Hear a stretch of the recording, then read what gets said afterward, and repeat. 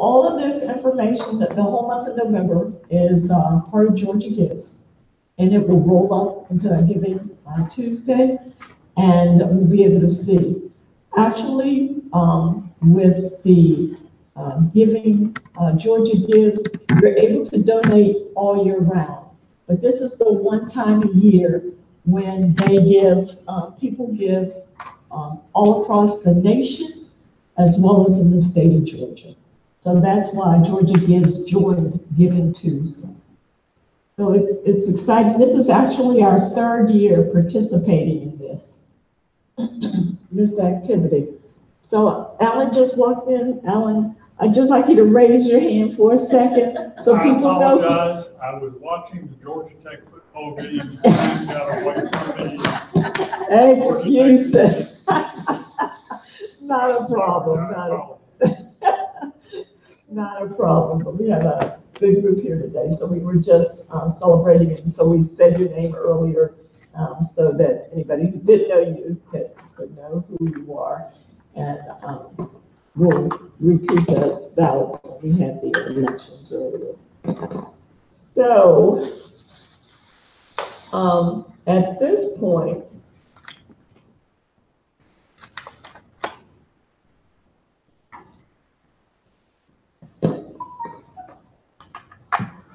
I'm going to turn it over to Rita.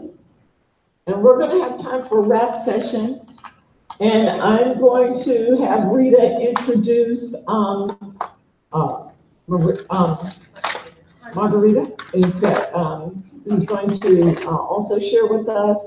And we have some other information that we think will be of real interest to you. It's real-time information.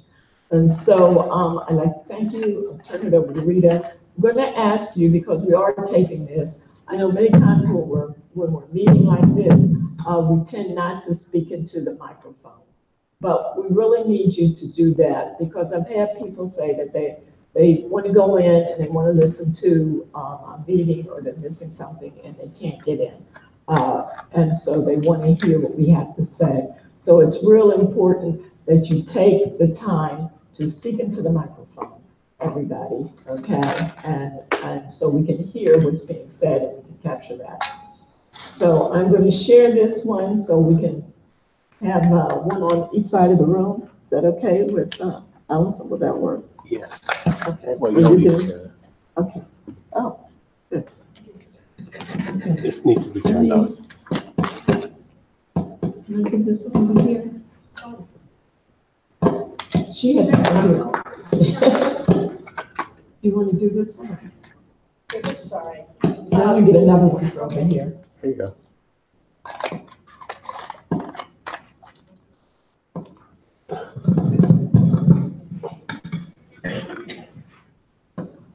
Okay, we can just pass it down. I'll put this down here. Yeah. Rita, tell it, turn it on. Turn it on. Okay, so then we can share it down here. Okay, so thank you. I'm all right. Okay. Okay, and so we started with Rita. Okay, well, first of all, I'd like to thank everybody for coming. And I think this is a great opportunity to share a lot of information. And I heard on TV also, as a tribute to veterans, that Great Clips is giving you a clip on Veterans Day. And if you can't come on Veterans Day, then you can log on to their internet site at greatclips.com and you can get a little coupon or whatever, and you can get a haircut for them free. Yeah. So I think that's me. And now I'd like to introduce Margarita. She has been enthusiastic about our book review, and she has a nice book now to share with us and give us some information on healthy living. So here's Margarita.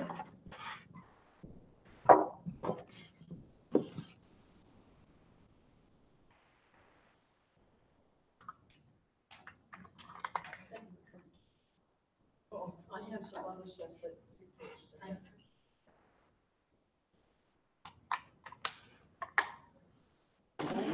those for you if you want to.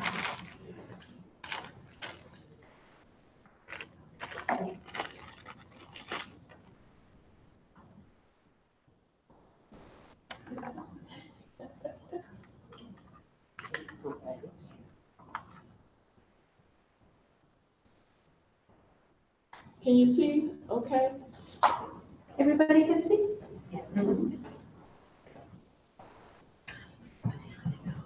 Okay. Can you hear me well? I want to share this information that I found recently. The author is a neurologist from Florida, David Perlmutter, and I had been doing a lot of research on the brain because my mother had a stroke 8 years ago. And some of the companies that I did business with referred that the first book that I found from him. And in the book, he raised some issues that were quite interesting.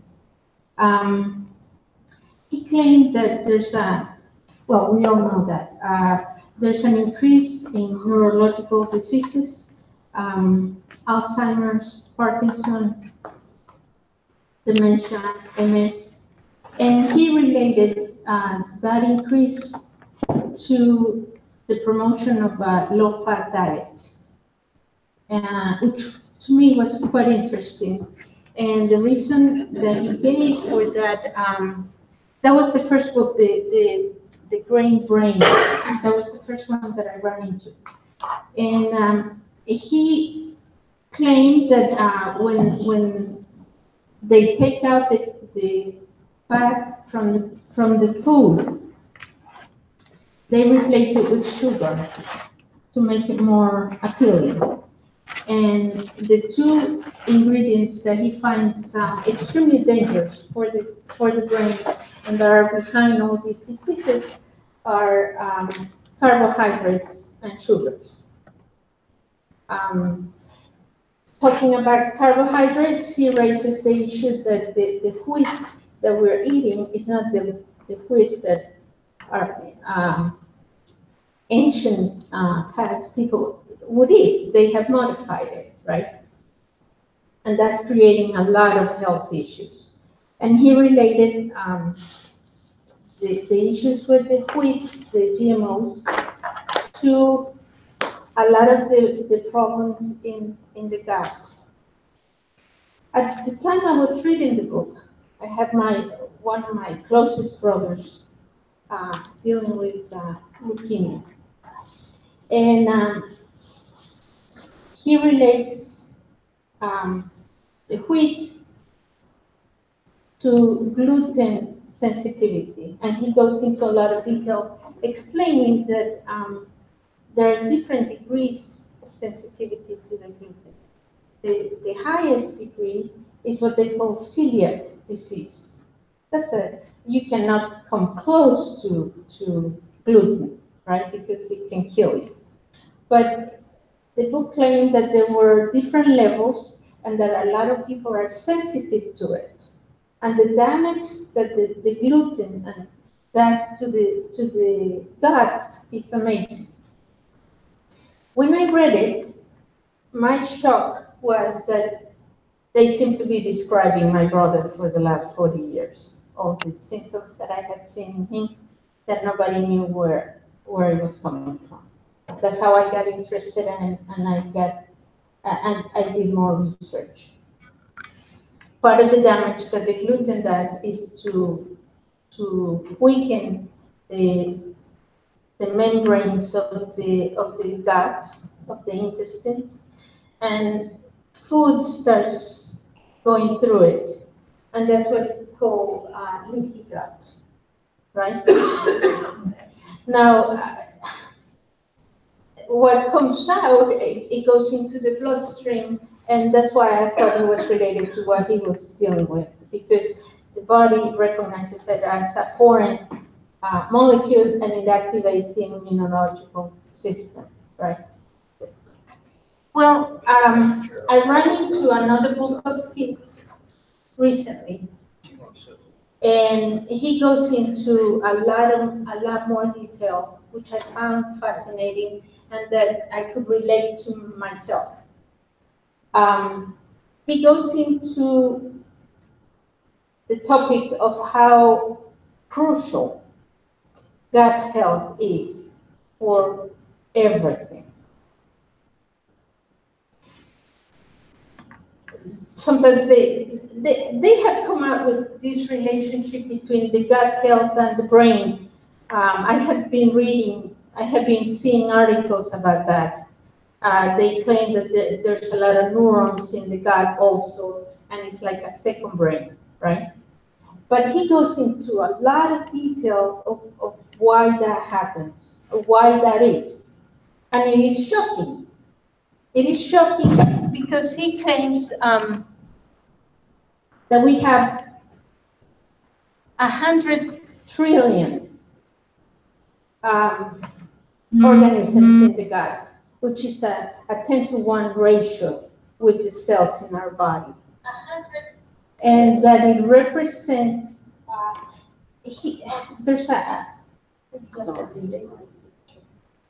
there's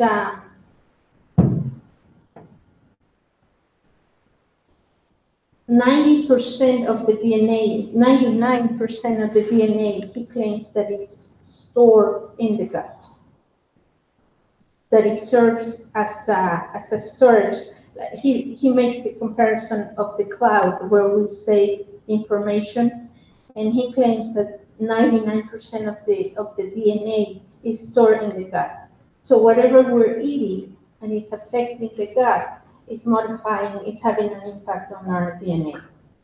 So the message from this book is that all these diseases that right now are considered not treatable, you know, Alzheimer's, MS. Unfortunately, I have several friends that are facing MS, are related to to our lifestyle, to the way we're eating. He goes into a lot of details and he talks about wheat again, a carbohydrate, and sugar, and how it impacts inflammation. And I think that's where it touches us, right? A lot of the problems related to post-polio are related to joints and inflammation, pain. I went through a period of problems with the hip, and I went through a hip replacement. I lived with pain for a long time. And after the hip replacement, I went through a period of about 10 years that I had very low energy. It coincided that they were talking about the chronic fatigue syndrome at that time. And I would read the description of chronic fatigue syndrome, and it was really similar to what I was feeling, but I didn't think it was that, right? It was a weird feeling because I could be totally down for a whole weekend, and all of a sudden it seemed like somebody pumped up something, and I would do in 2 hours what I didn't do the last 48, right? So I would talk to this brother that was very close to me, and I would always say, I don't think what I'm reading about post-polio and how they related to lack of energy is what I'm feeling. I get the feeling that it has something to do with chemicals inside, right? With the chemistry inside. When I read this book, I thought, wow, he claims that one of the most damaging things that we can do to the gut is take antibiotics, sugar, wheat, carbohydrate. And when you go through a period of a lot of pain, they give you a lot of painkillers, right? I get the feeling that the consequence of all those medications is what damages the gut, and then you start having side effects with a lot of all the stuff that we cannot explain. That's why I wanted to share this information with the group. He goes into a lot of detail in the book about how that happens and why it happens. Apparently, the research of understanding how important this is for health in general, it's pretty recent. They're talking about 5 years where they're putting all the pieces together.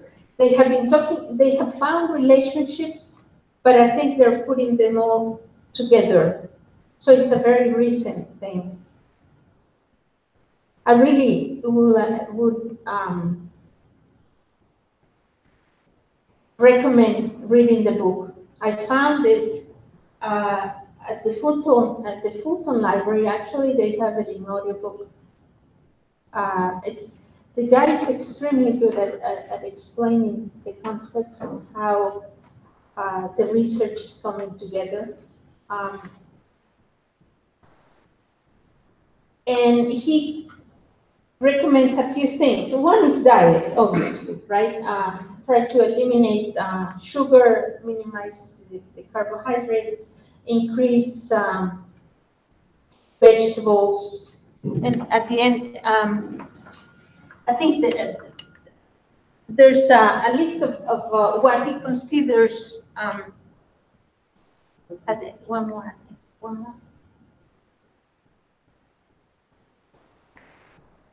What he considers recommendable as far as diet. He has a few points that are quite interesting. He gives a lot of weight to fermented food. It's not the type of food that I have enjoyed, to tell you the truth. And at the end, there were different types of fermenting. He gives a lot of reference to sauerkraut, which I was never interested in eating. But he claims that is extremely good for the gut. Now he makes a differentiation that there's a fermentation that is done with salt, which is the one that is done for sauerkraut. It's just salt, right? And another one that is done with vinegar. And he claims that the one that really works is the one with salt. I didn't know that there was a difference. He mentions a lot of foods, for example, kimchi and kefir, yogurt. I knew had a lot of that's fermented wine. Thank God it's fermented. That was the best news I read in the book. And he gives a lot of way to using probiotics. I had found the information about probiotics a while back. And it was amazing when I read a book about it that there are so many types of probiotics, right? I didn't know exactly. I read a book that related some to certain diseases. And for example, we know that yogurt has probiotics and they add some to it. But he gives a very, very valuable recommendation that he says there are 5 basic strains that you need to make sure that you take.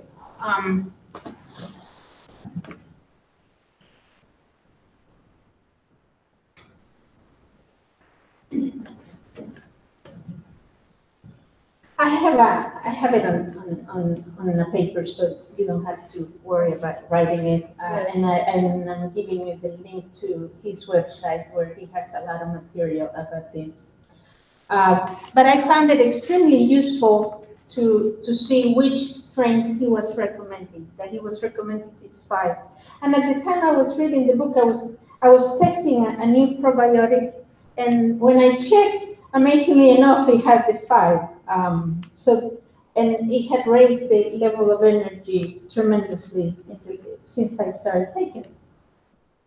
I have also taken probiotics for women's health issues, and it has worked unbelievably nice. So I knew the value of it, but he puts it into a context that is quite interesting. Now, he also mentions another concept that I was not familiar with,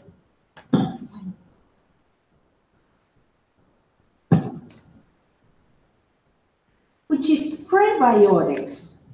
I had never heard that concept. I was quite familiar with probiotics, but not with prebiotics. And apparently this is the food that nourishes the good bacteria and makes it grow. I was quite amazed at the things he recommended as prebiotics. I'm from Central America, and we have a fruit that is seasonal that is called jicama. And I love jicama, but I don't see it that often. And apparently it's extremely good. So now, from now on, I'm going to start paying more attention to it.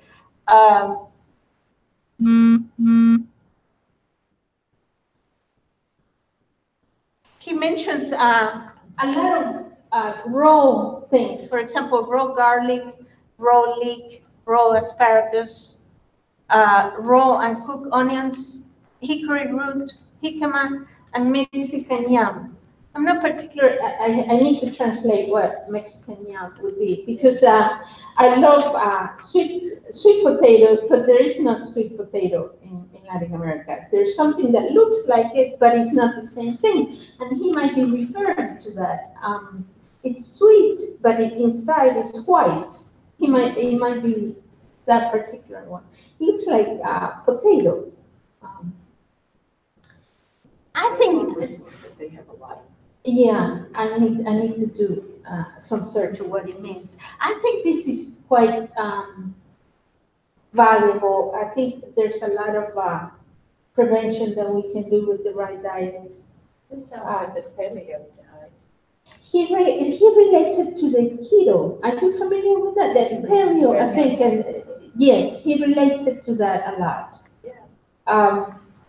Now, I have seen it firsthand. My mother had a stroke 8 years ago, and I have used a lot of natural essential oils, music, a lot of alternative medicine, and it has been unbelievable. The impact has been unbelievable. And because of that, I got interested in all the nutrition and all the alternate methods of health. And this is how I ran into this. I wanted to share it because I really think it's something that everybody should be looking into. And you might be surprised at the impact. A question.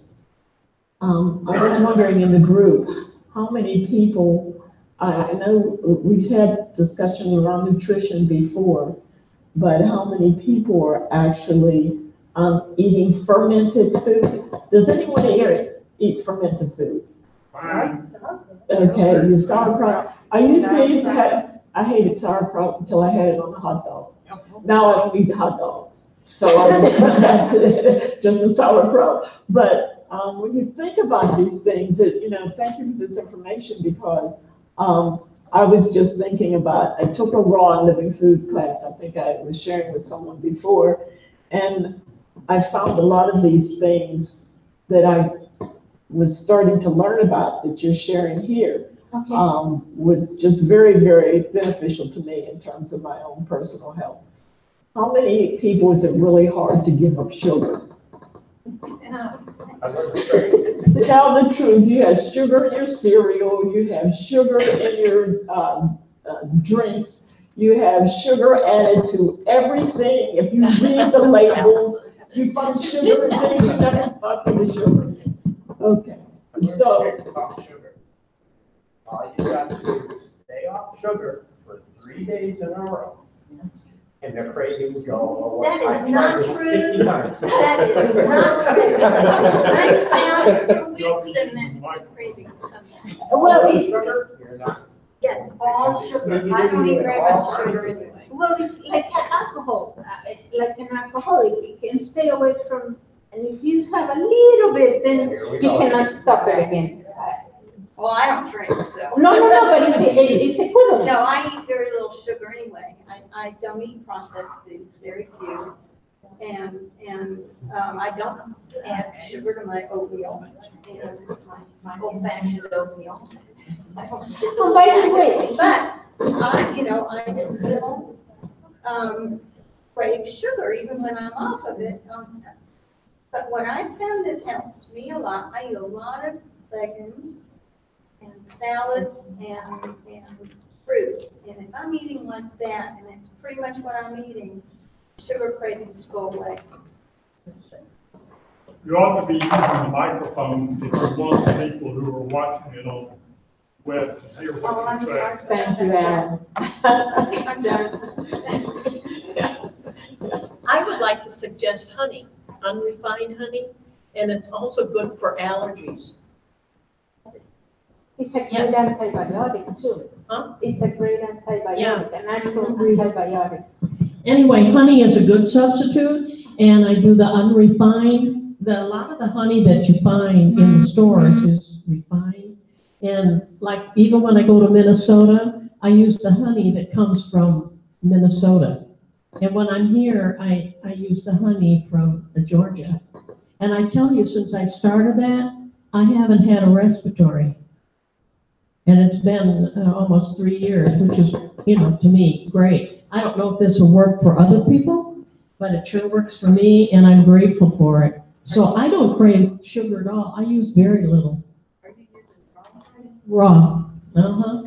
And there are stores. There's one in Snellville, and there's one in off Medlock, I think it is in there, by Hobby Lobby. And he has a honey farm that's up on North Georgia. And it's great. I'd suggest it. I mean, when I came in with all this coughing and that, she gave me a little sample of that with a little cinnamon, a little warm water. That did it. It was, I'm sold on it. Just a comment on honey, you've got to be careful where you get it. They say the best honey to get is from that little guy that's on the side of the road, near where you live, buy it from him. Yeah. Because if you buy honey in a, mass-produced honey in a grocery store, for example, that one that's shaped like a little bear, that's got the honey inside of it, that's got 1% honey in it and 99% high fructose corn syrup. And by law, they can call it honey because they kind of passed over the bat and said the word honey while they were cooking it. That's So exactly. It's not even honey for crying out loud. Exactly. I think that and the fact that you buy local produce, local honey, makes a big difference in how you feel, and what goes into your systems too. And I think it's particularly true of us. I think one of the things that you were saying about having a hip challenge, that's true for me. And I try to be very careful about what I'm taking in and what I eat. I was really good for a while, and then when I started living with other people in the house, my discipline, because I can buy for myself, but when my family's there, they eat different than I do. And so trying to maintain that discipline is a challenge. It's a challenge, but it's something that I know that we need to do. So this discussion around nutrition never gets old. We can always use this information and be brought back to anything new that we're finding out.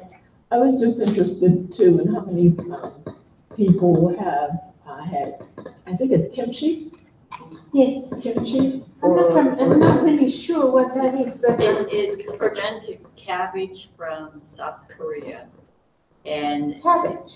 it's cabbage. It's like sauerkraut. And it can be it can be very spicy. Okay. You also mentioned, I've seen the name kefir. Kefir. Kefir. Kefir. It's like That. That's like a drinkable yogurt. a yogurt. Yeah. Trader Joe's sells really good kefir. Really? Yeah, but you have to watch out because I thought, oh, I'll try the peach. And I thought, this tastes really good. And then 26 grams of sugar, Yes. which equates to, let's see, a teaspoon is 4 grams. So that's like 7 teaspoons of sugar.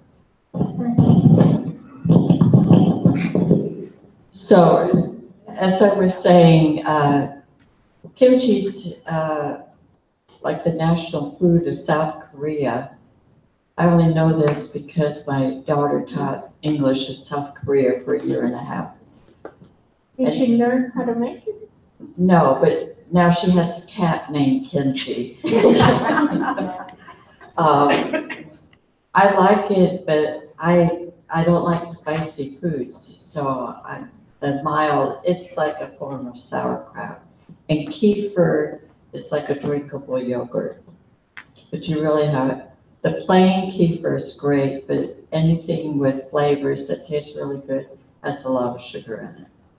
That would be true of yogurt as well. I like to read the labels. And have a lot of culture, a lot of bacteria. Right.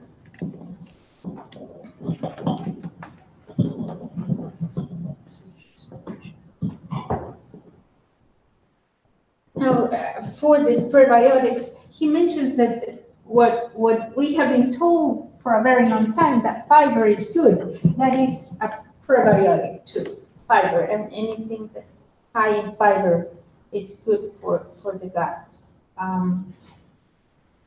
I think the list of probiotics also is quite interesting and quite valuable.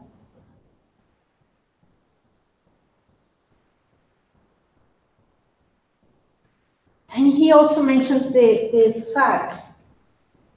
In the first book, he went into a lot of detail of why the fact that we're being told that fat is good, that fat is not good, is not right. That we need to, the brain needs the fat, the good quality fat, and he recommends olive oil, coconut oil, avocado. Oh, he recommends avocado a lot. So these are the most basic things he recommends for taking action right now. The low carb and low sugar, high quality fat, fermented foods, probiotics, and amazingly enough, tea, coffee, there's nothing wrong with that. I drink a lot of coffee, so that was good. And chocolate, dark chocolate, extremely good. Does he wine? Wine, and there's only wine. Does he talk much about legumes, about beans? Actually, I was surprised because I have done a lot of research on nutrition, and legumes are extremely good, right? They have a lot of potassium, and potassium is extremely good to keep healthy. He doesn't promote them as much, but he says they're good. He just recommends that you need to watch it a little bit. Don't overdo it. Thank you. What is the name of the book again? Brain Maker. Brain?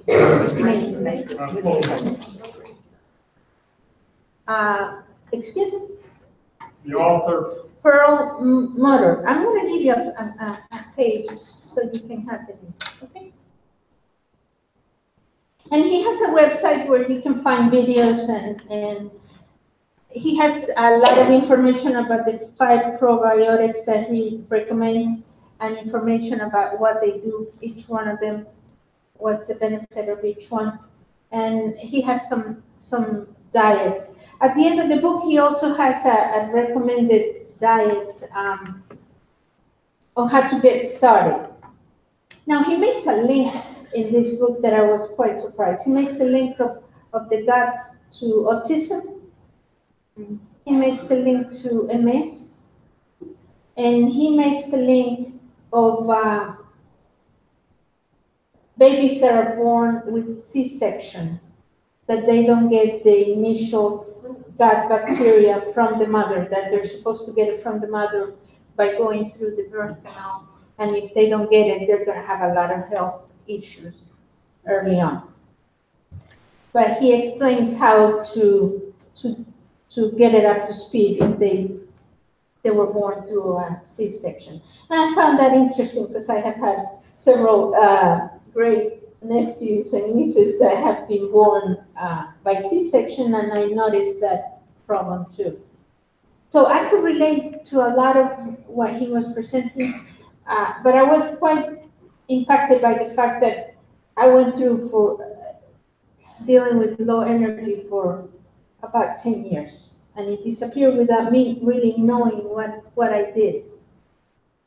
So I get the feeling that all the medications that I had to take for the pain had an impact on the gut.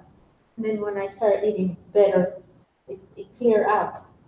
That's one of the things that is promising, that if you start doing the right thing, it undoes the damage, right? So, Thank you. so that's about it. Thank Well, I thank you so much. This was really thorough. You did a really good job. Thank you very much. I have a little information that I got from the senior center now on a smoothie. And it's really, the handout was from the nutritionist from the University of Georgia. And so I'm going to share some of this with you. And I started taking it, and I'm telling you, I feel like I'm 16 now. So this ought to be, I mean, honestly, it's just wonderful. So if you'd like to have some.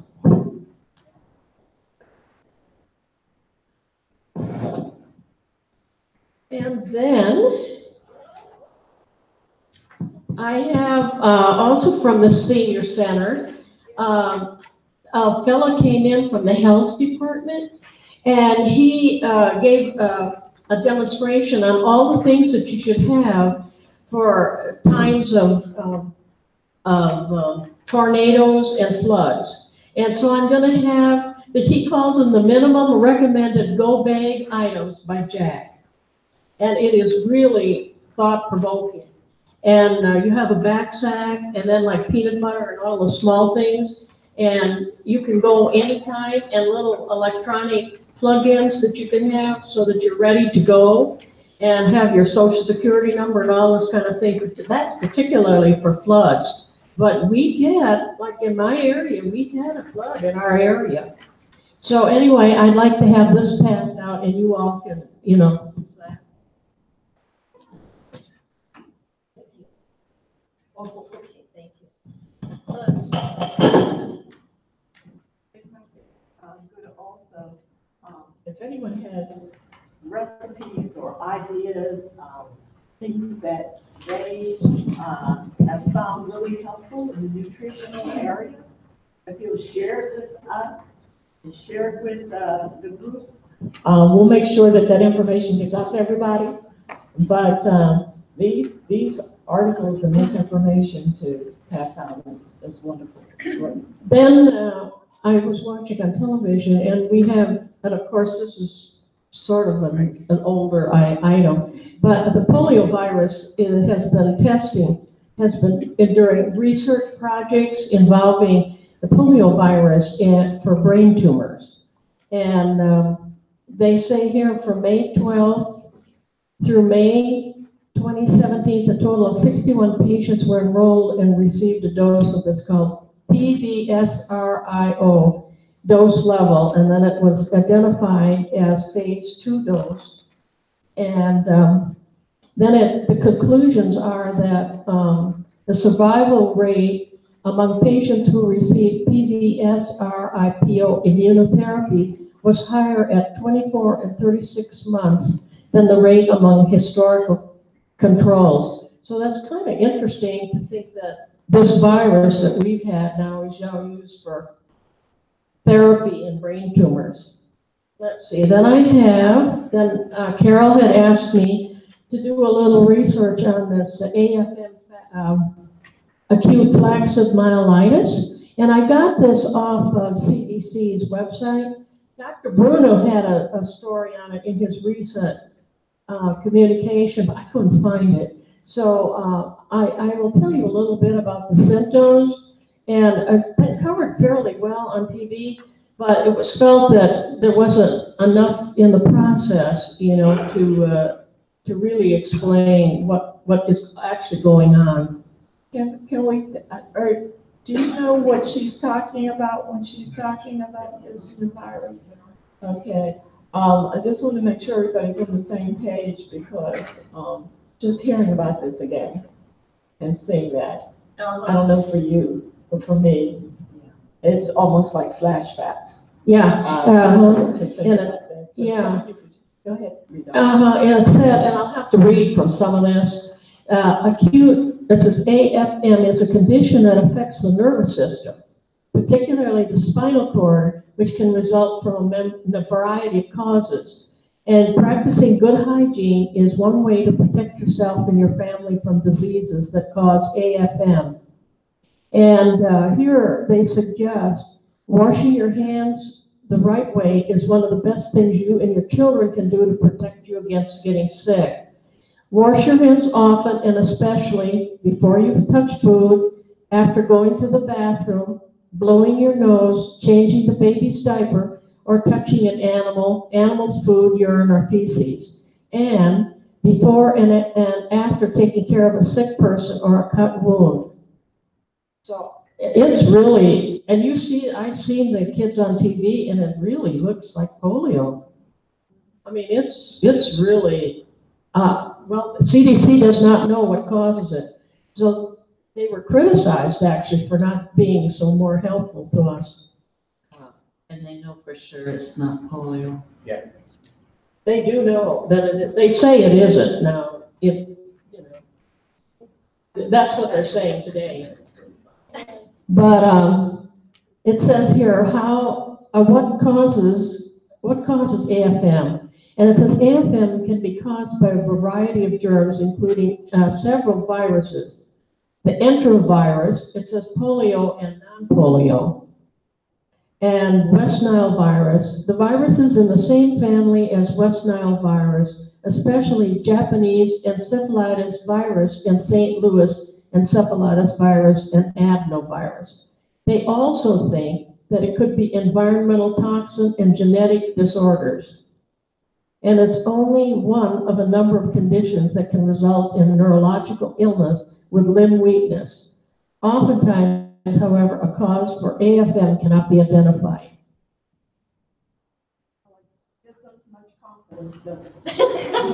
Well, I'd like to keep you alerted because I'll be watching, to see what comes out in the research and what else that can be associated with it. But CDC was criticized for not being more with it as far as, getting going on this virus. And I don't have the number of cases now in the United States, but it's increasing. Yeah, it is quite There's some in Georgia. Huh? There's some in Georgia Yeah. as well. It's all over the United States, and Georgia seems to be getting more, so they don't know. There was an article on television that a surgeon on the West Coast is now transplanting nerves in the shoulder to reinnervate the muscles that were weakened by AFM. So I wish they'd had that for us when it was time for ours. Is it not working? I wish they'd have had it for us, but unfortunately they didn't. But I don't know whether it's going to work or not. I'm interested to see what happens. Do you know what the name of the surgeon was in that, or where it came from? Because I could get research, I could look for the information and then get back with you all. The television, it was on NBC or ABC, I don't remember which. And I remember that it was West Coast. But whether it was California, Oregon, Washington, I'm not real sure. But I can't imagine there's too many surgeons transplanting nerves in the shoulder. Okay. And it says here, how is AFM diagnosed? It says a doctor can tell the difference between AFM and other diseases with a careful examination of the nervous system and the spinal cord, looking at the location of the weakness, muscle tone, and reflexes. Magnetic resonance or MRI, lab testing of the spinal fluid, and checking nerve condition and response can be helpful in diagnosis of AFM. I think that's plenty for us right now, and I'll keep you posted, or you can relate to me, and I'll do more research on any of this, and then get back with you all. And then let's see if I have anything else. I think this might go into our next, you had there on Dr. Voodoo. You had on, Yes. Yeah. But I was just wondering, you kind of real quick through the medical, the alert, the emergency. Oh, And I was just wondering how many people have an emergency kit in your home?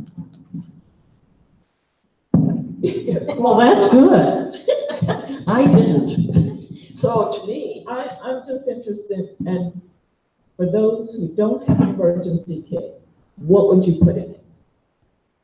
If you put everything that's here, you'd have to have a suitcase.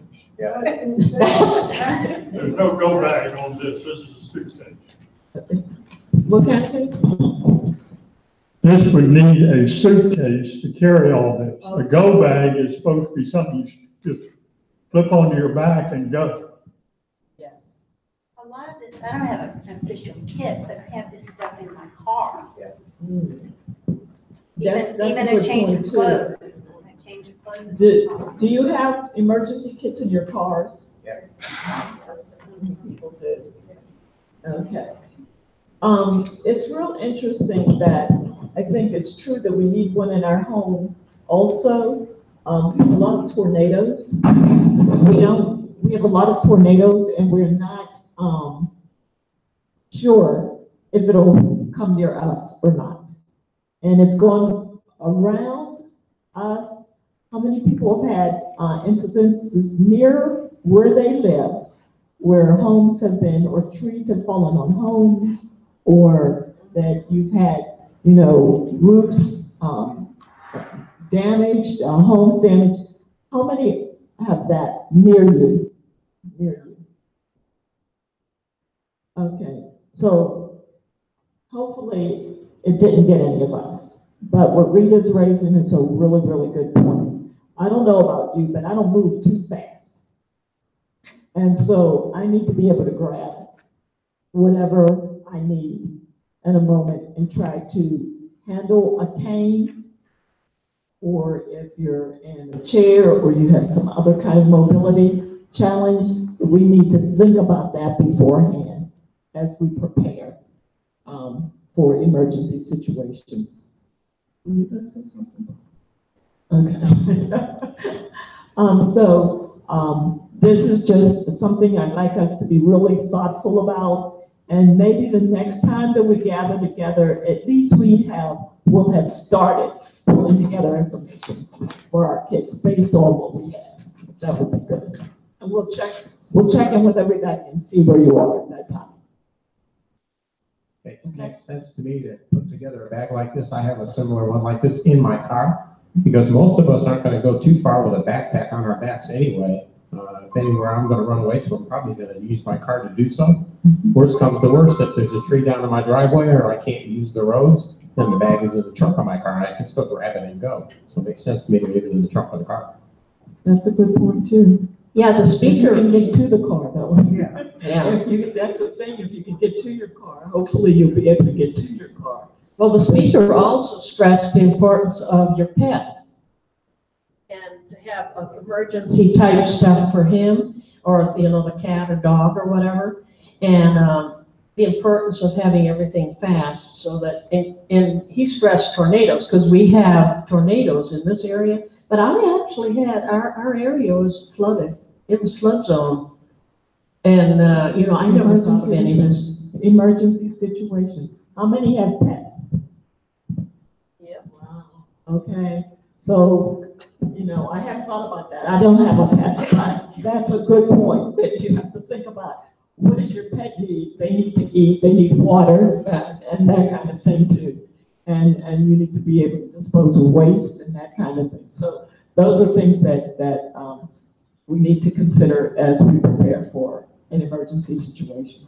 So thank you, Rita. I just wanted to come back and just check with people about that. But he stressed also having those little chargers in case your electricity and that goes out, and be sure that you have, they're up and I charged. have one there on that corner. Yeah. My desk for my phone.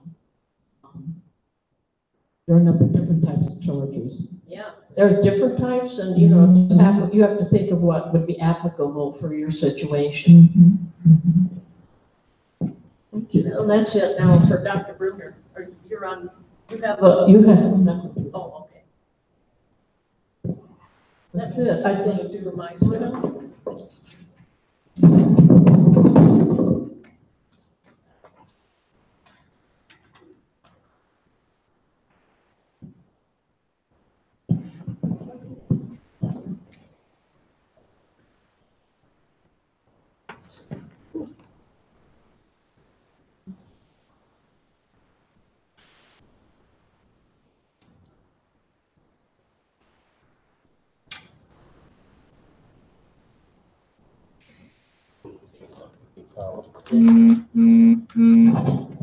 so anyway, I hope the information that, you know, I gather for you all would be helpful in small ways and, you know, try to improve our quality of life and bring forward to us all the new technology and all this kind of thing.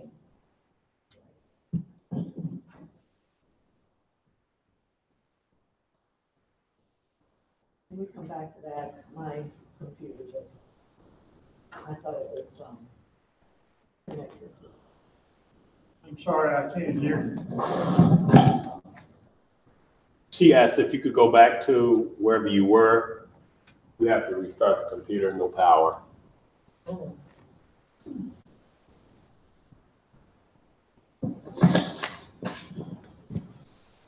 Back to the AFM, okay, so it's not the polio virus, but have these kids who have gotten AFM received the polio vaccine? Because I haven't seen anything presented or documented that addresses that. The vaccination. I haven't seen. They haven't discussed any of that on the television, and that's a good point. Yeah. It sounds so much like it, it must be into, but the polio virus. Even though it's not the virus, I'm just wondering if there's some sort of cross interaction. Anyway, it was just a curiosity on my part. Yeah. Unfortunately, I don't know the answer, but I'll be watching for the research and things like that. But I do have some information on Dr. Bruno. You want me to give that report? Okay. Also, they had End Polio Day, which is October 24th, I think, and the Rotary had a nice video and explained about Nigeria and, you know, all the role of Rotary. And there's still 4 cases left in the United States. I mean, not even internationally. So they still have to, you know, be careful of polio and, you know, giving out the vaccine. But anyway, I logged into, since I had registered on Dr. Bruno's website, and it's part of that Pennsylvania Polio Survivors Network and International Center for Polio Education. And Dr. Bruno had said that Dr. David Boded was an unsung hero for the virus and gave his results to Salk.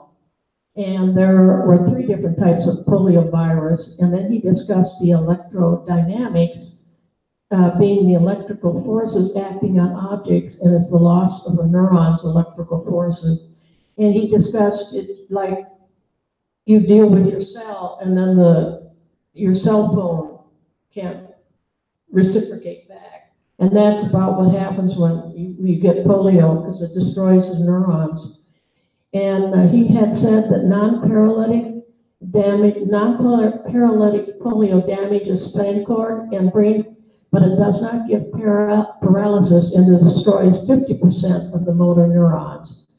And you have muscle weakness, but eventually he said that everyone who's had polio will end up with some kind of muscle weakness or protein breakdown.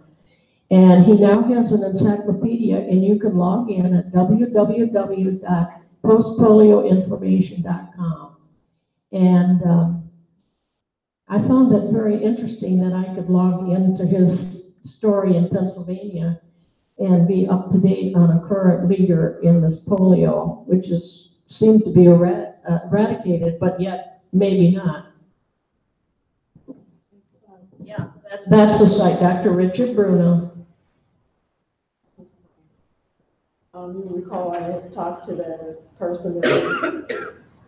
If you send them a message, an email, they'll get back with you. Also, if you do a telephone call, you leave a message, and the person will take your message and help you.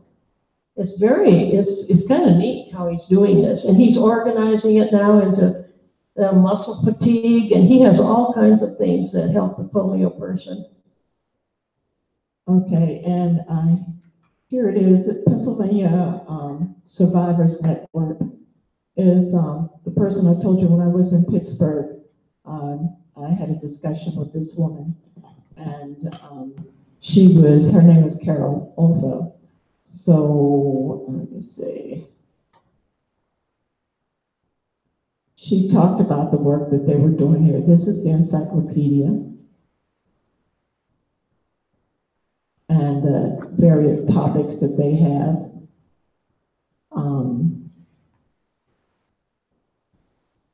And you can see it's quite extensive. Dr. Bruno had talked about coming here at one time. We may think about that in the future, but we had to take a look at the resources, what it would take to bring him here. So that's just a little bit about, there's some of the articles that he talks about. We know that we don't deal with just our area, but we have other things that we're dealing with also. Diabetic, breathing. I see a pulmonary doctor as well, chiropractic, and so he has all of that. What you need to think about in dental work, diet. Here we go with diet again. Diet is so important for all of us. Exercise is so important. We talked about fatigue. That's something I know that I've been dealing with also. So a number of things. Polio Health International has an extensive library also. Rita, do you want to go to Bruno Bites? I guess we could, yeah. I get this every month, and then if there's any articles that I think are relevant, I'm going to start passing it on to you all, because it's very helpful, the things that he brings out. And you can use his website, and then you can transfer it to our website also. This is Dr. Bruno. Mm-hmm. And he has a Facebook page also, the Post-Polio Coffee House. How many are familiar with that? Okay, that's a really good article. It's where people have an opportunity to chat about their challenges. You have to go in, you have to sign up for that, but the Post-Polio Coffee House, where you can get a lot of tips. There's information on, several people had talked about shoulder pain and your shoulder health. I think even Vicki had talked about after her surgery, what that was like, and shared with the group who had those challenges also. And it says it at the topic of AFM, did you see that with shoulder pain, or? Yeah, look down. We might go into that. There it is, on the topic of AFM and the polio virus. Can you click in there? The last one. Yeah. Right here, okay.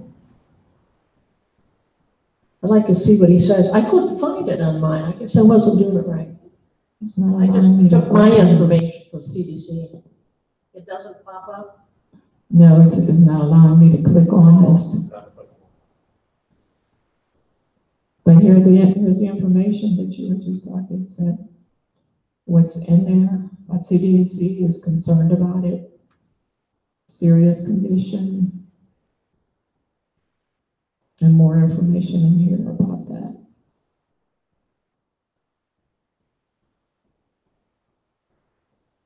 But there's something I hadn't thought about, a topic on great walking cane, designed for the winter.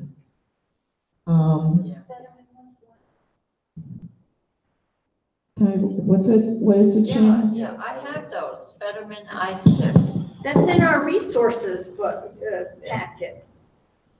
And Barbara had recommended those, the Fetterman ice tips over there on the right, the red on the right. I also have the Fetterman beach tips. Oh, Yeah, so When you go to the Caribbean. yeah, so I mean, it's like you can actually walk on sand without the crutches going down. Wow. Although they're not perfect, but they're a lot better than not having any. Oh, I should have. I we was haven't just saying talked that the Fetterman ice tips is a good adjunct to canes or crutches. If you're dealing with ice, that little pokey things on the end, and they just slip on and off over the crutch tip. You leave your rubber crutch tip on and it slips over it. And then there's also the Fetterman sand tips. That's really good to know. I know that I was looking at a different type. I've been walking with a cane. I've been looking at crutches because I've had a lot of falls. And I'm trying to adjust to how to walk on crutches with the arm. Support. I just have a real difficult time using that. So I think that if we had maybe a session on some different devices and how Carol, to use those things. you need a walker, not crutches. I need a walker. Personal opinion. Well, thank you. I mean, because no, really, I got a rollator, the walker, to help too, and the doctor said maybe the crutches to have the supports, but I thought other people may be struggling with or curious about what other aids might be helpful to us in movement, or what they found. And that might be a good session for exchange, to just have that kind of discussion, or have someone come in to talk to us about that. More on Fetterman tips. I also have the Fetterman rain tips, and that you actually switch out, and they are a very helpful walk through a lot of rain and puddles. They won't slip like regular tips.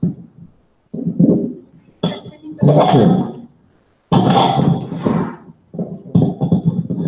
has anybody found foldable crutches? Do you know?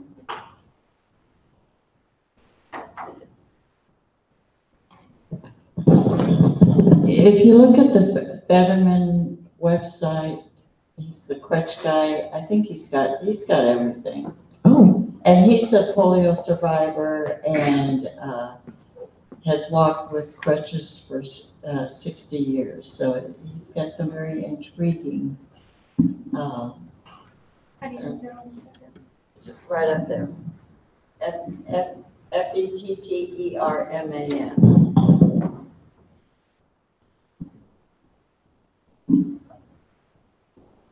I just found some data that I had on this AFM.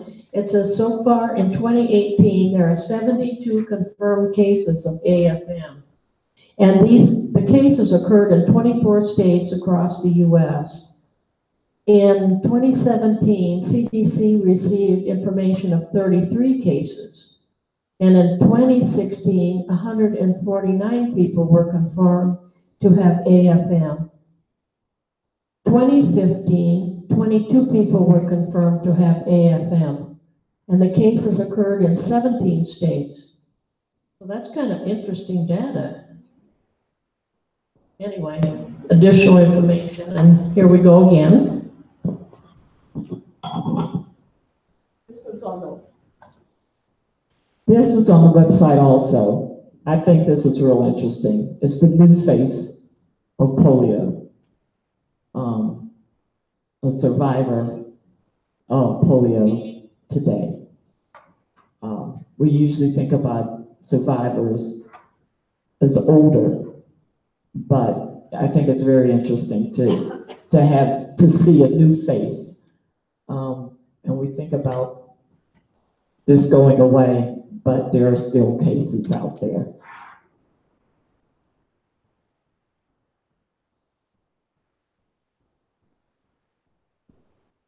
So as you can see, this is a great website they have, and a lot of information, and they've kept track going back to 2014, and how it began and how they're working with,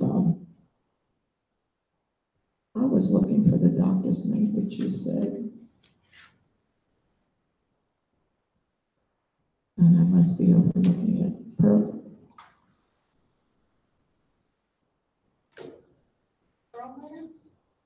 I was going to try to go to his website.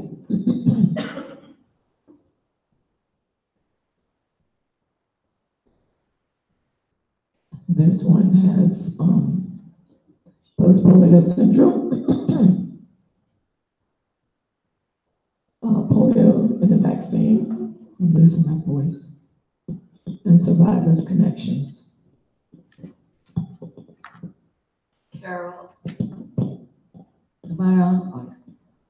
I have the Fetterman website up, and I'll pass my phone around. There's a picture of the ice tips and of the beach tips, plus the tornado tips, which I use most of the time. Can you send it to me? Can you text it to me? Can you get that from her, and I'll put it in here. Thank you. I'll put it up on the screen. So I use the tornado crutch tips, and they've got gel in it because I was having trouble with my wrist from the impact of crutch walking. And so that has really helped. And also the bottom surface of the tip stays in contact with the ground a lot longer. The tip bends a little bit, so that improves safety. Anyway, I've been using these tips for maybe 10 or 15 years, and I just love them.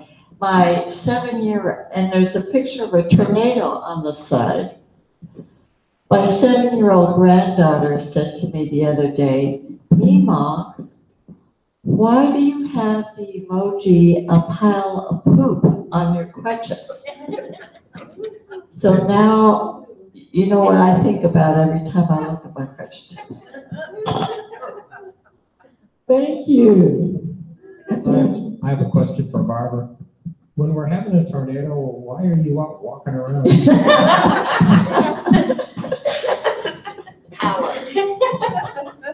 And it makes sense to me, by the way. I don't know, they must still sell these. We used to have them when we were little kids. But if you happen to be out in the ice and you use ice tips on your crutches, they used to sell something we used to wear on our shoes. They were like elastic strips. With grippers on the bottom. I bought those too. Fetterman has them too. You Okay. just Slip them over your shoes? Slip them over. Of course, I bought them after the ice storm, and I haven't needed. There hasn't been an opportunity. I'm very thankful, but I did buy those too. Okay, then the obvious question is, we're having an ice storm. What are you doing? I think this is interesting, and thank you for sharing that, because I just saw where they have beach for walking in the sand also. How many go to the beach? I'll just let you know, yeah, it's really good on packed sand and even on dry sand. But, you know, I gotta put my feet in the water, and, really moist sand, it creates a suction and it pulled them off the end. So you just need to be, You don't want that. I found it takes two people to get me in and out of the ocean. And that's just water to my knees. So anyway, but it's a lot better than the crutch sinking down 6 to 12 inches. It's like a snowshoe almost. Yeah, yeah. Right. Did they make a version for snow? I think you could use the beach tips for snow. That's really good to know. That is really, really good to know. And also on this website, because worldwide, there's a big need for crutch tips in third world countries where people get the crutches and then after a while the tips wear out. And so they have a fundraising for $10.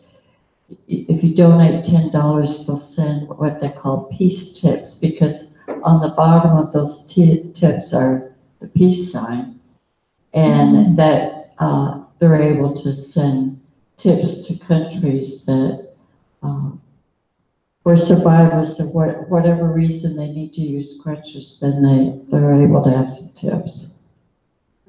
I tried them myself, and they're $10. They're quite a bit cheaper, and they squeaked on my crutches, and it hurt me too much. So I went back to the tornado tips.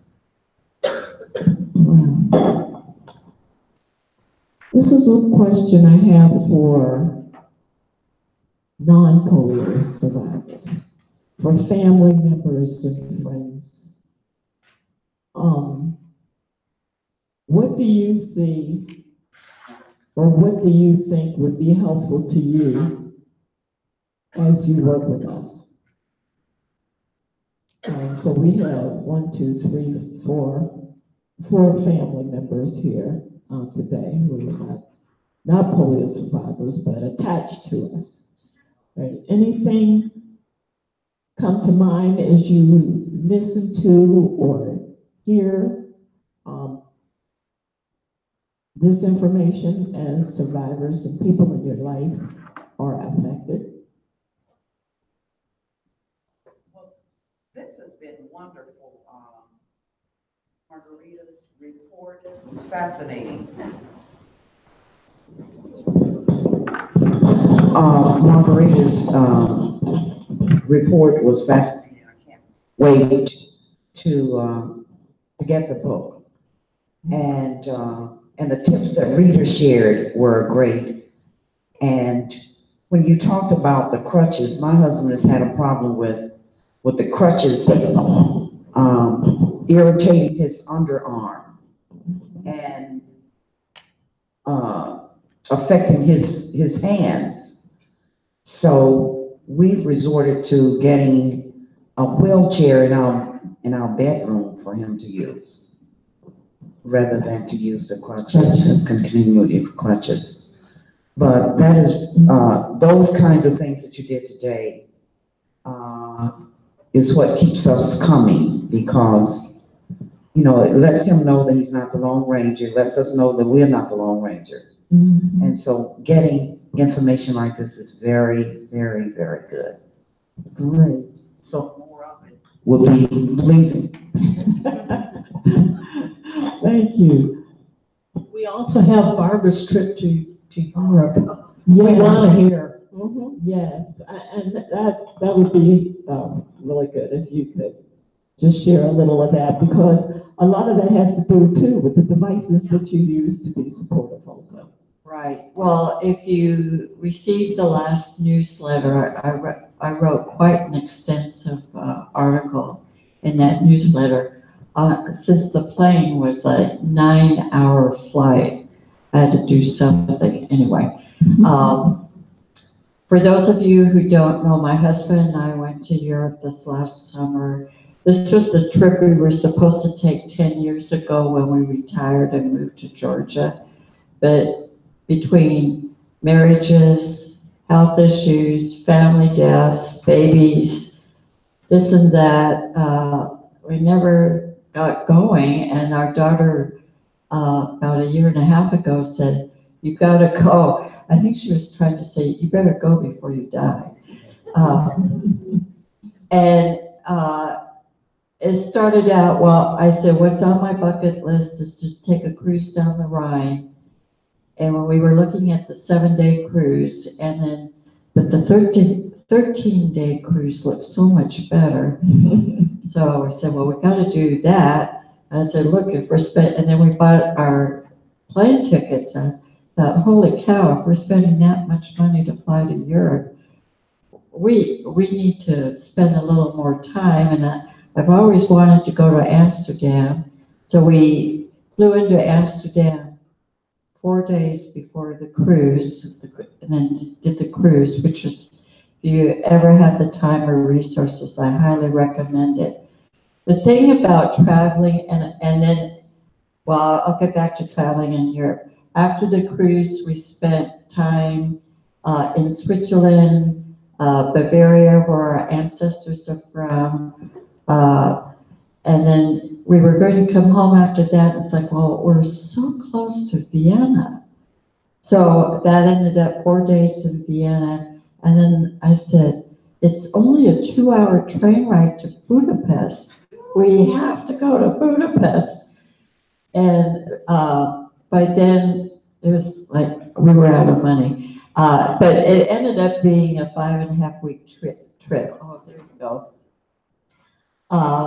The thing about Europe is, one, a lot of people go there, and two, there's no laws or regulations or expectations of accommodating for the disabled person. So here in the United States, the environment is adapted to help those with mobility disability. In Europe, it's expected for the person with a disability to adapt to the environment. And I was expecting that. And I was also expecting cobblestones, because where we wanted to go were places that were built 800 to 1,000 years ago. And so cobblestones is what was there. The cruise ship was also very clear before we put any money down that they cannot, do not expect us to help anybody with a disability. You're responsible for yourself to get on and off the ship on the gangplank. No motorized wheelchairs were allowed, but manual wheelchair was okay. However, on the river cruise ships are very narrow to fit through all of these locks, that some of them were built over 500 years ago. So the hallways were narrow, and I opted just to use my crutches on board. Once on board, the crew was exceptionally helpful and very accommodating. And several times I had help when they had said in their publication that they wouldn't help. They helped. And we stopped in one or two different ports every day, and the cruise director had, you could decide which tour group you wanted to go on, And again, we looked at those before we left, and it was helpful that they actually rated a very light, light exertion, moderate to challenging. And we looked at, unfortunately, most of the tours were in the moderate to challenging. But we decided, we'll just do what we can. And if we go back to the ship, we go back to the ship. Well, there were enough other people. I mean, who can afford and has the time to go on a river cruise, but old decrepit people? And so there were a number of people on the ship that had mobility issues or endurance issues. And so our cruise director for almost every port we were at, had what he called a gentle walking group, which was very helpful.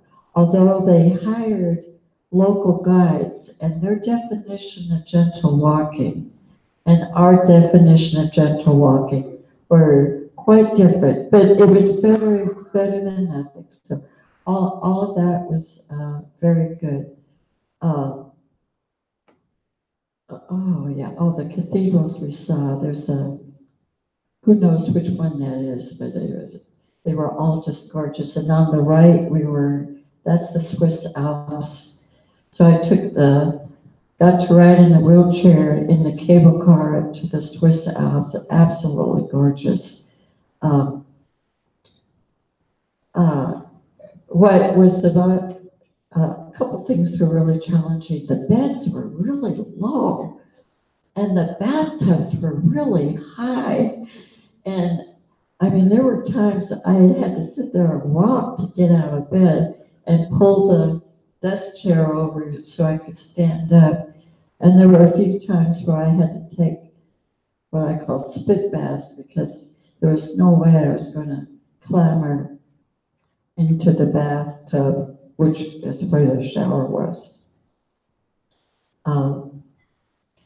The cobblestones were pretty bad.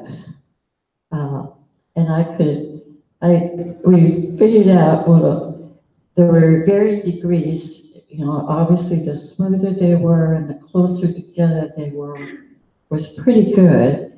But when we stayed in the medieval town of Rothenburg, where the roads were laid down in the 1300s, there was no, it was like riding over a rock pile. So I would walk, but it was even difficult to walk on those. Rothenburg, great, kind of like Helen, but authentic. And unfortunately, because the buildings were from the 1300s, they had a lot of museums, but most of the museums were upstairs and no elevator because they were in a historic building. So I wasn't able to go to all of those, but that's okay because I went to the pastry shop, the chocolate shop, the wine, the sausage restaurant. So anyway,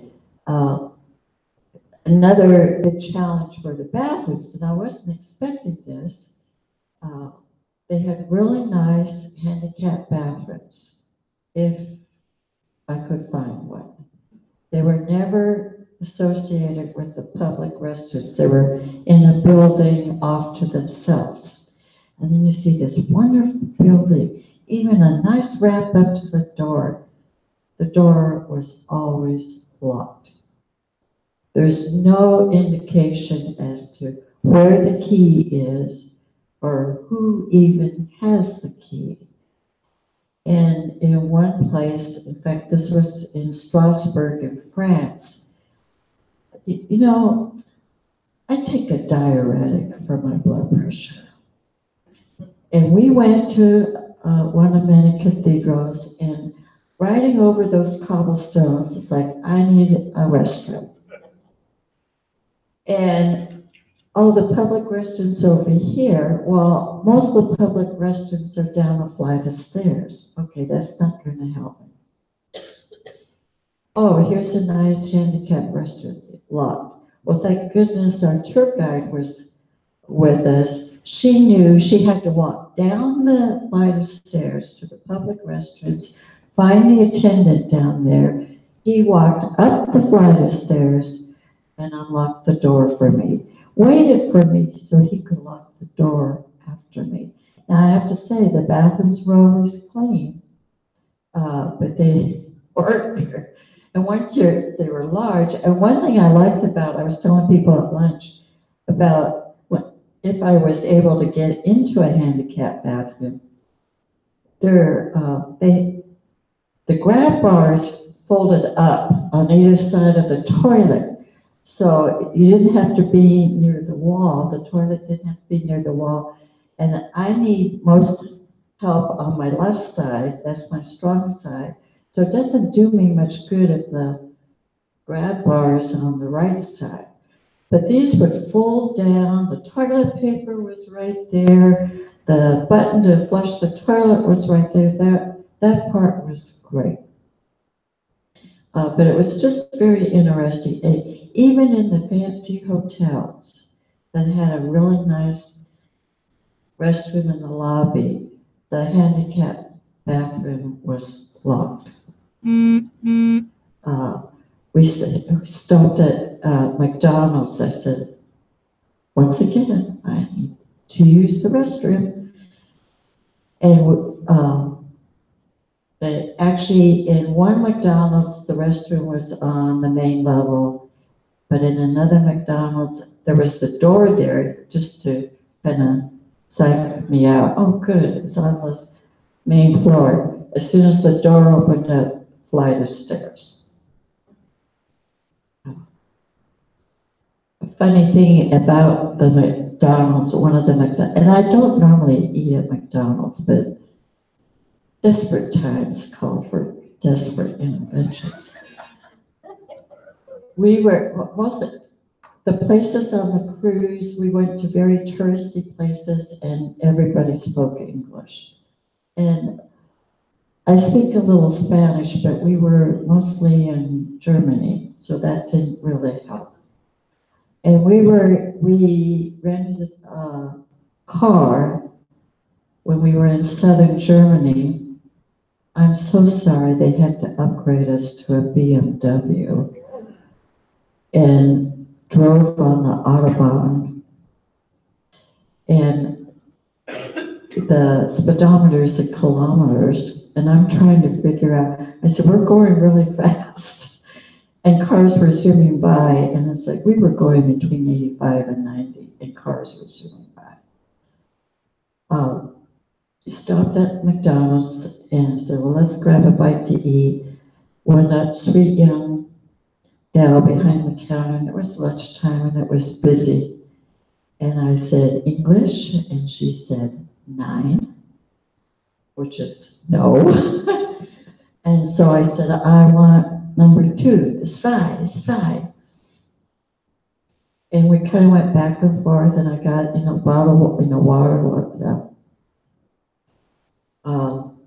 The next thing, and the bill was pretty expensive. I couldn't figure out why. Well, the next thing I got 2 hamburgers and 2 French fries and 2 bottles of water. So that was probably our biggest language problem.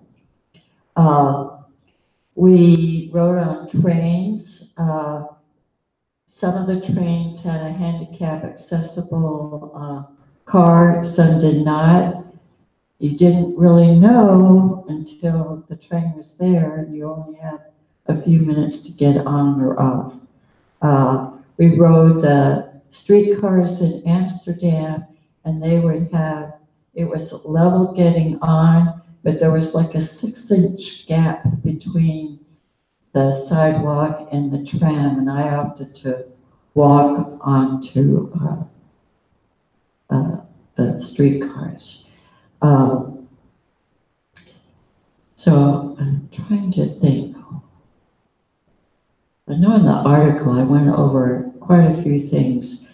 I did get 2 massages, one halfway through and one toward the end. That was very helpful. But probably the funniest thing, it's time to come back. And what we had done is we flew from Budapest. Well, the plan was to fly from Budapest to Düsseldorf and then the next day fly home to Atlanta. And our flight got canceled. Okay, big to do. We get rebooked later that night. So, and then we get to the Budapest airport, and the flight's delayed, and it's getting quite late. And the plane's going to take off about 9 o'clock at night. And we were the last plane out of that airport, and a lot of the employees had gone. And we had indicated on our ticket that I could not do stairs, and the plane was parked out on the tarmac, so passengers had to go down a flight of stairs and walk across the tarmac and then up a flight of stairs. And I said, that's not going to work for me. And that caused a lot of head scratching and things like that. And what ended up happening was these 2 Hungarian EMTs came and whisked me off in a wheelchair and put me in the airport ambulance and drove me out to the plane and then put me on the lift, like raised me up to the other door, the other side of the door of the plane where passengers were coming. The EMTs pounding on the door for the flight attendant to open up. Anyway, they finally opened the door and I was able to get off.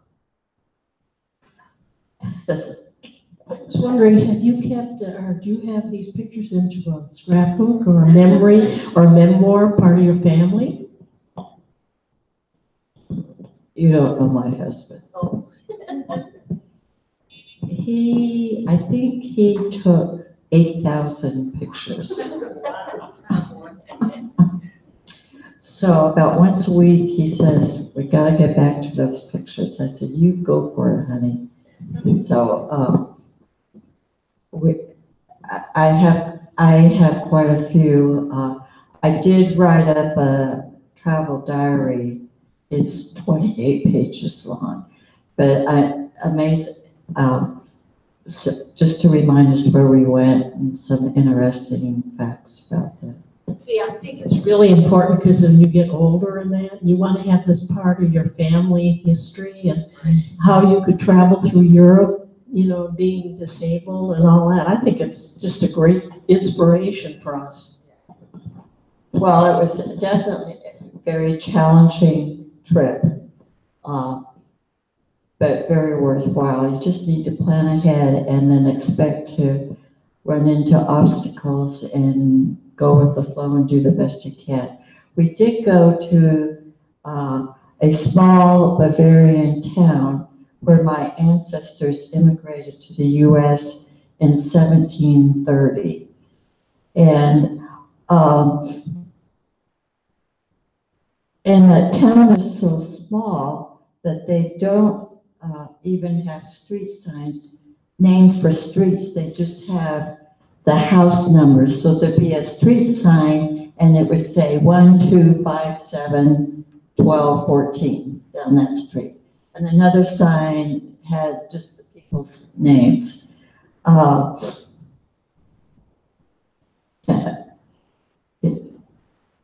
Here I am trying to get on the boat anyway. But at this, we went to this small town that I can't even pronounce the name. Ilschenschwan, something like that. Where my ancestors went to this Lutheran church. Obviously the Lutheran church been rebuilt a number of times, And we have documentation that my ancestor donated some money to the church to buy one or more paintings of the apostles. We don't know which one, but my ancestor's name was Andreas, and so one of the paintings was Andreas. So we decided it was that painting. But that was interesting. We went to a Lutheran church service that was all in German, which we just stood up and they stood up and sat down with us. So wonderful artwork. That's my history being in yours. I know, it's like wonderful artwork. Heard lovely music in Vienna. We heard a string quartet play Vivaldi's Four Seasons in St. Stephen's Cathedral. Unbelievable. What amazed me was the destruction of World War II. I mean, I knew it was bad, but it was really bad. We would go to towns where the guide would say, well, 87% of this town was destroyed by bombs. Or in Vienna, which Germany occupied, there was some bombing there, but what wasn't destroyed by Allied bombs were destroyed by the Nazis when they were leaving town. And so things were rebuilt to look old, but most of the buildings were rebuilt since World War II. Except for Rothenburg, because one of the American generals or British generals knew about Rothenburg and had been there and didn't want to destroy it. So that was those buildings were from the 1300s. And they just didn't, the town just didn't have the money or resources to upgrade it. And that's why they ended up it being authentically old. What else? Yeah. Anyway, I'd like to thank her because it provides us with an inspiration. You eat right. Yeah. You can travel to Europe. Oh, and I ate and drank a lot. And I conducted the Vienna Philharmonic. We went to a House of Music museum. It was an interactive, it wasn't the real orchestra. But like the orchestra was up on the screen and I had a baton and I got to pick the music. And if you were really bad, they would stop playing and stand up and say, "This is ridiculous. You're wasting our time." But I actually passed, so. Anyway, check out the article in the last newsletter because I go into much greater detail. But it really was a trip of a lifetime. Wonderful. Thank you so much for sharing that. Thank you so much for sharing that with us. We have had a lot of information today that I think that we can walk away with and thank everybody for bringing those resources and those inspirations to us. Margarita, Rita, Barbara, we just appreciate all of that. I think we've got new board members that we'll be introducing in February, as we said. And I think right now, is there anything else? Everybody make sure you have your badges turned in. I'm going to salute the veterans also. Yes. Wayne, go ahead. You have to schedule out. Could you hand that mic, please? Do we have a schedule that's out? For the new year? 2 weeks. Yes. In fact, I'm glad you said that. The Christmas party, you will be receiving your invitations in the mail. It will be that first Saturday in December, which I think is the 1st. And it will be at the Red Snapper again. Everybody loved that last year, so we're going back to the Red Snapper. More details will be coming about the cost and everything. We have a new schedule for the new year. And we will be sending that out. We're making some tweaks in the beginning, but the board will be meeting in January. And our first meeting for the general meeting will be on February, I believe it's the 2nd, but it's that first Saturday, and it will be here. After that, they are moving us temporarily, so we will have more information about what is going to happen with our March and our April schedule. And one of them, we may go outside, we may go before that, but we'll have more information about that for you. And then we have the rest of the year scheduled. After April, we will be going back to our smaller classroom, and we won't be in the big auditorium. So we do know that. So those, thank you for asking, Wayne. We have been working on that. So we're solidified on that schedule and have that ready for you before the end of probably when December, the end of November, December, when we send out the information. We'll get that to you. First Saturday? Pardon me? Christmas party was the first Saturday? The first Saturday of the month, yes.